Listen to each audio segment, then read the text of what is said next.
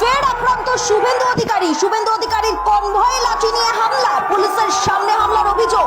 শুভেন্দু অধিকারী সফর ঘিরে উত্তপ্ত কোচবিহার, খাগড়াবাড়িতে বিরোধী দলনেতার কনভয়ের উপর হামলা।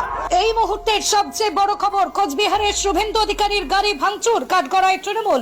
আপনাদের জানিয়ে রাখবো আরো একবার, কোচবিহারে শুভেন্দু অধিকারীর গাড়ি ভাঙচুর। এখানে ধপাধপ এটা বুলেট গাড়ি তার গাড়িতে উঠেছিলাম বলে এইখানে 20 বার বাস বুলেট প্রুফ গাড়িতে নিচের গাড়িতে না উঠলে আমাকে মর্গে যেতে হতো আপনাকে দেখতে। অল্পের জন্য প্রাণে বেঁচে গেলেন বিজেপি নেতা শুভেন্দু অধিকারী। এতদিন পশ্চিমবঙ্গের সাধারণ মানুষ ধৈর্য ধরে সহ্য করেছে এই বিতর্কিত বিরোধী দল নেতা শুভেন্দু অধিকারীকে, কিন্তু এবার আর শেষ রক্ষা হলো না।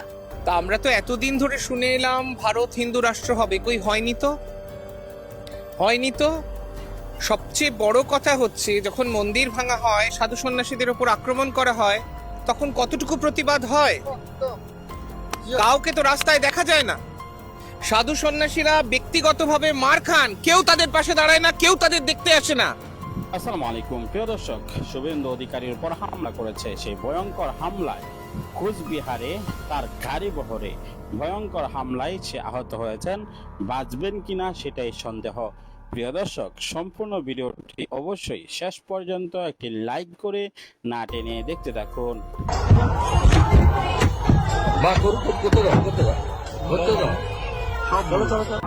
ফের আক্রান্ত শুভেন্দু অধিকারীর কনভয়ে লাঠি নিয়ে হামলা, পুলিশের সামনে হামলার অভিযোগ।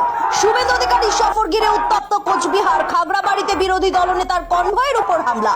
এই মুহূর্তের সবচেয়ে বড় খবর, কোচবিহারের শুভেন্দু অধিকারীর গাড়ি ভাঙচুর, কাঠগড়ায় তৃণমূল। আপনাদের জানিয়ে রাখবো আরো একবার, কোচবিহারে শুভেন্দু অধিকারীর গাড়ি ভাঙচুর। এখানে ধপাধপ এটা বুলেট গাড়ি তার গাড়িতে উঠেছিলাম বলে এইখানে 20 বার বাস বুলেট প্রুফ গাড়িতে নিচের গাড়িতে না উঠলে আমাকে মর্গে যেতে হতো আপনাকে দেখতে। অল্পের জন্য প্রাণে বেঁচে গেলেন বিজেপি নেতা শুভেন্দু অধিকারী। এতদিন পশ্চিমবঙ্গের সাধারণ মানুষ ধৈর্য ধরে সহ্য করেছে এই বিতর্কিত বিরোধী দল নেতা শুভেন্দু অধিকারীকে, কিন্তু এবার আর শেষ রক্ষা হলো না।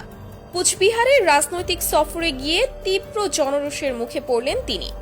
গতকাল কোচবিহারে প্রচার সভায় যান শুভেন্দু অধিকারী, কিন্তু তার গাড়ি সেখানে ঠোকার সঙ্গে সঙ্গেই উত্তেজনা ছড়িয়ে পড়ে।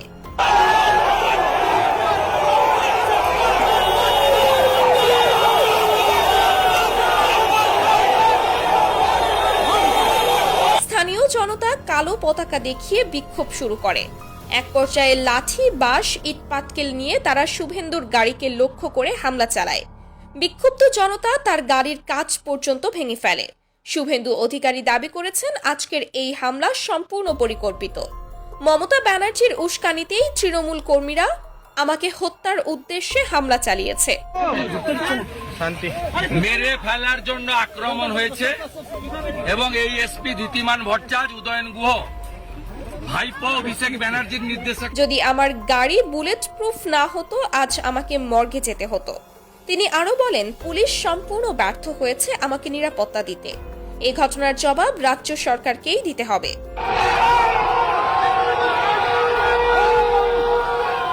বিক্ষোভকারীদের অভিযোগ, শুভেন্দু অধিকারী বাঙালিদের জঙ্গলি আখ্যা দিয়ে অপমান করেছেন এবং বাংলার হিন্দু মুসলিম ঐক্যে ফাটল ধরানোর চেষ্টা করছেন। বাংলার মাটি থেকে বাঙালিদের বিতাড়িত করার মতো ভয়ঙ্কর ষড়যন্ত্র করছে বিজেপির এই নেতা।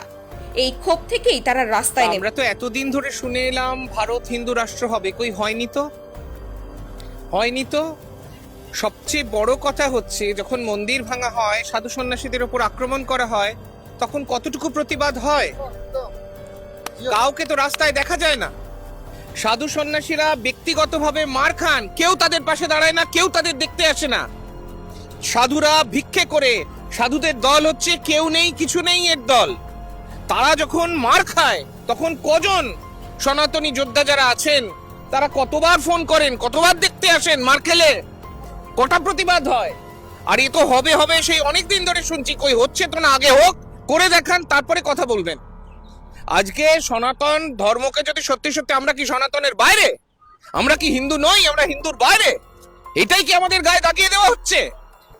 আজকে সনাতনী হিসেবে যিনি প্রকৃত অর্থে হিন্দু সনাতনী হবেন, তিনি সমস্ত ধর্মমতকে সম্মান করবেন, শ্রদ্ধা করবেন, বহুত্ববাদী সংস্কৃতিকে আলিঙ্গন করবেন। এটাই ভারতের পরম্পরা। দিবে আর নিবে, মেলাবে মিলিবে, যাবে না ফিরে, এই ভারতের মহামানবের সাগর তীরে। জাগরে ধীরে, হেথায় দাঁড়ায়, দুবাহু বাড়ায়, নমি নর দেবতারে, উদার ছন্দে পরমানন্দে বন্দন করি তারে। সেই তাকে, সেই ঈশ্বর। অর্থাৎ আমরা দেখেছি দেহ মন্দিরের মধ্যে ঈশ্বরের বাস। মানুষকে যদি আমি ধর্মের ভিত্তিতে ভাগ করে দিই, পোশাক, ভাষা, সংস্কৃতি শুধু বিভাজন হয়ে যায়, তাহলে সনাতনী বলে তাকে সে আর পরিচয় দিতে পারে তার নিজের?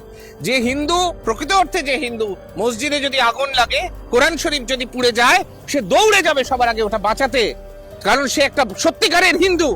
সে সনাতন ধর্মকে যেমন বাঁচাবে, সে সমস্ত ধর্মকে সম্মান করবে, সমস্ত মানুষকে সম্মান করবে। শ্রীরামকৃষ্ণ পরমহংসদেবের মাটি এটা, শ্রী চৈতন্য মহাপ্রভুর মাটি এটা। শ্রী চৈতন্য মহাপ্রভু কি শিখিয়েছিলেন? যে ঝগড়া করো, মারামারি করো, কাটাকাটি করো, এইসব। ভগবান শ্রীরামকৃষ্ণ তিনি একটি মসজিদে গিয়েছেন, ধ্যানস্থ হয়ে গিয়েছেন। তিনি দেখতে চেয়েছেন আমি যে ঈশ্বরের উপাসনা করি, অন্যরাও কি সেই একই ঈশ্বরের উপাসনা করে?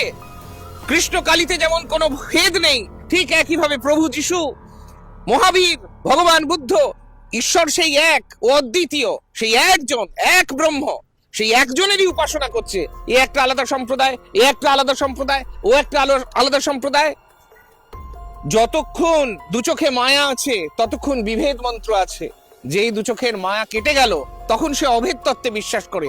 যাকেই দেখে তার মধ্যে ঈশ্বর তত্ত্ব খুঁজে পায়, সবারই আমি নমি শ্রদ্ধা করে। তো কই, আমি তো এরকম কথা বলতে শুনলাম না এত বছর ধরে। আমি তো বহু বছর ধরে রাস্তায় পথে নেমে লড়াই করেছি, বিভিন্ন ঘটনা ঘটেছে, মন্দির ভেঙে দেওয়া হয়েছে। মন্দির ভেঙে দেওয়া শুধু নয়, যে কোনো উপাসনা গৃহ ভেঙে দেওয়া অপরাধ।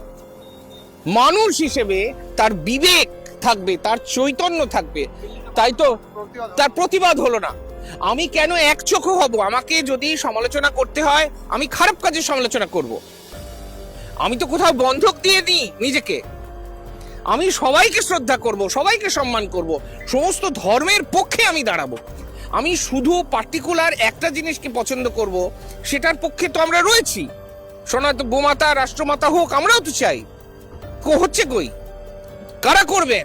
আমাদের কাছে তো ক্ষমতা নেই, আমরা কি করে করব? আপনারা করুন। শঙ্করাচার্য, তাকে আঘাত করা হলো, একজন সাধু সন্ন্যাসী হিসেবে আরেকজন সাধু সন্ন্যাসীকে আক্রমণ করা যায়? এই শিক্ষা কোথা থেকে এলো?